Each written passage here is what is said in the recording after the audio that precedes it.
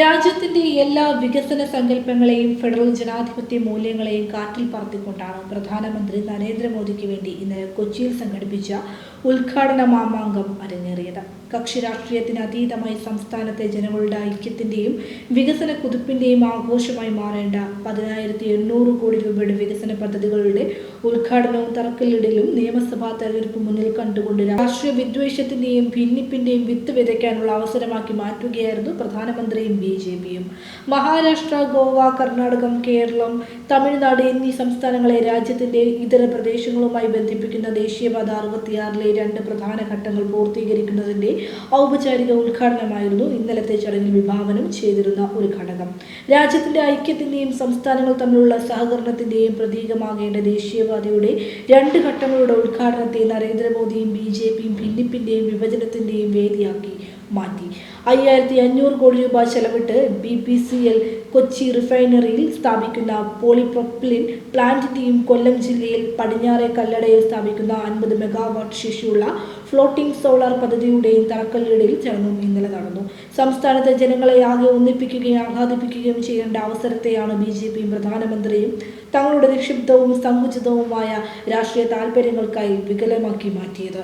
ഈ വികസന ലക്ഷ്യങ്ങൾ കൈവരിക്കുന്നതിന് വേണ്ടി എല്ലാ പ്രതിബന്ധങ്ങളെയും പ്രതികൂല അവസ്ഥകളെയും നിശ്ചയദാർഢ്യത്തോടെ മുറിച്ചു കടന്ന് മുന്നേറിയ സംസ്ഥാനത്തെ LDF സർക്കാരിനെ ആഘോഷവേളയിൽ അകറ്റി നിർത്തുന്നതിന് ആസൂത്രിത നീക്കമാണ് കേന്ദ്ര സർക്കാരും അതിനെ നയിക്കുന്ന പ്രധാനമന്ത്രിയും അദ്ദേഹത്തിന്റെ പാർട്ടിയും നടത്തിയത്.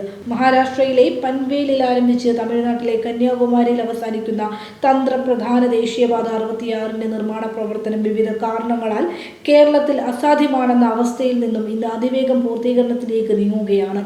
ഈ 6 വരി ദേശീയപാതയ്ക്ക് വേണ്ടി സ്ഥലം ഏറ്റെടുക്കുന്നതിനെതിരെ വലിയ ചെറുത്തുനിൽപ്പാണ് നേരിടേണ്ടി വന്നത്. കോൺഗ്രസും BJPയുമാണ് ആ ചെറുത്തുനിൽപ്പുകൾക്ക് നേതൃത്വം നൽകിയത്.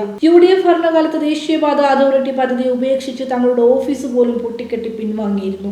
തുടർന്ന് അധികാരത്തിൽ വന്ന LDF സർക്കാരിന്റെ രാഷ്ട്രീയ നിശ്ചയദാർഢ്യവും വികസന കാഴ്ചപ്പാടുമാണ് പദ്ധതിയെ പുനരുജ്ജീവിപ്പിച്ചത്. കേരളത്തിലെ ഭൂമി ദൗർലഭ്യവും ഉയർന്ന വിലയുമാണ് ഭൂമി ഏറ്റെടുക്കലിന് വിഘാതമായി നിന്നിരുന്നത്. ഭൂമി വിട്ടു നൽകുന്ന ഉടമകൾക്ക് ഉയർന്ന നഷ്ടപരിഹാരം കിട്ടുമെന്ന് സംസ്ഥാനം ഉറപ്പാക്കിയതോടെ പദ്ധതിയുമായി സഹകരിക്കാൻ ജനങ്ങൾ മുന്നോട്ട് വന്നു.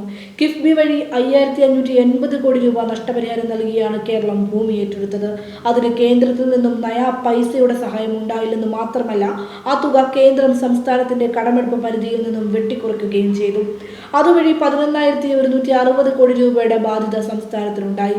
ഇത്രയും ഭീമമായ നിക്ഷേപം നടത്തിയെങ്കിലും ദേശീയപാതയിൽ നിന്ന് ടോളിനത്തിൽ പിരിച്ചെടുക്കുന്ന വമ്പൻ തുകയിൽ യാതൊരു അവകാശവും സംസ്ഥാനത്തിനുണ്ടായിരിക്കുന്നതുമല്ല.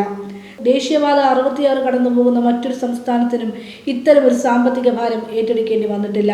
സംസ്ഥാനത്തിന്റെയും രാജ്യത്തിന്റെയും വികസനത്തിനു വേണ്ടി ഭാരിച്ച ഉത്തരവാദിത്തം ഏറ്റെടുക്കേണ്ടി വന്ന സംസ്ഥാന സർക്കാരിനെയും ആ പ്രവർത്തനങ്ങൾ കാര്യക്ഷമമായി ഏകോപിപ്പിക്കുന്നതിന് നേതൃത്വം നൽകിയ പൊതുമരാമത്ത് വകുപ്പ് മന്ത്രിയെയും ഇന്നലെ നടന്ന ഉദ്ഘാടന ചടങ്ങിലേക്ക് ക്ഷണിക്കാതെ അവഗണിക്കുന്ന അല്പത്തം നിറഞ്ഞ സമീപനമാണ് പ്രധാനമന്ത്രിയുടെ ഓഫീസും കേന്ദ്ര സർക്കാരും സ്വീകരിച്ചത്.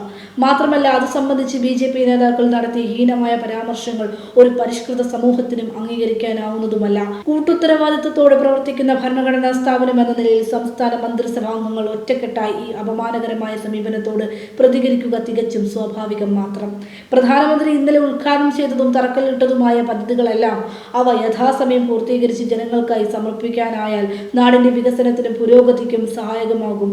എന്നാൽ ഇപ്പോഴത്തെ ഉദ്ഘാടന മാമാങ്കം കേവലം നിയമസഭാ തെരഞ്ഞെടുപ്പ് മാത്രം ലക്ഷ്യം വെച്ചുള്ള ജുംലകളായി മാറിക്കൂടാ.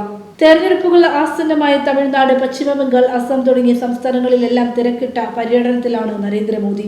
പോകുന്നിടത്തെല്ലാം അനേകായിരം കോടികളുടെ പദ്ധതി പ്രഖ്യാപനവും മുറ പോലെ നടക്കുന്നുണ്ട്. എന്നാൽ ബന്ധപ്പെട്ട സംസ്ഥാനങ്ങളുടെ ദീർഘകാലങ്ങളായുള്ള ആവശ്യങ്ങളോടും ആവലാതികളോടുമുള്ള പ്രതികരണമല്ല അവ എന്ന് അനുഭവം കാട്ടിത്തരുന്നുണ്ട്.